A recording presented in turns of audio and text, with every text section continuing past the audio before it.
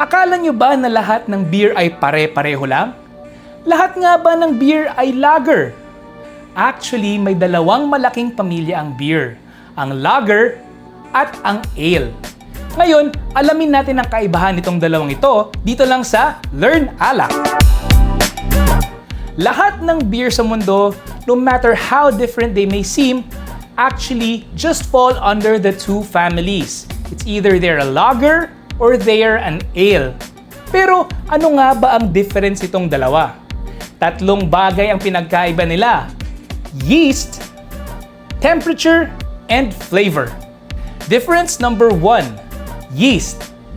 Yeast ang unahin natin dahil ito ang pinaka-importante. Ang ale yeast, ale, A, ay nagpo-ferment sa taas or tinatawag na top fermenting. Yung klase ng yeast na ito ay mas expressive. Ang lager yeast, lager, sa ilalim nagpo-ferment o tinatawag na bottom fermenting. Mas tahimik, mas malinis magtrabaho. Kung sa tao yan, si ale yeast yung madaldal, makulit, expressive. Ang lager yeast naman yung tahimik pero efficient kumilos. Kayo, alin kayo? Lager o ale? Difference number 2, temperature and time. Ang ale, mas mainit ang fermentation at mas mabilis ang pag-ferment niya. Ang lager naman, mas malamig at mas matagal ang kailangan na oras para mag-ferment siya. Difference number 3, flavor. Dahil sa mga prosesong napag-usapan ko, nag-iiba ang kanilang lasa or ang kanilang flavor. Ang mga ale, mas complex. May fruitiness, spiciness, minsan may floral notes. Ang lager naman, mas clean o mas malinis ang lasa. Malinis, crisp, madaling inumin. So sa dalawang difference na yan, hindi natin masasabi na mas masarap ang isa over the other.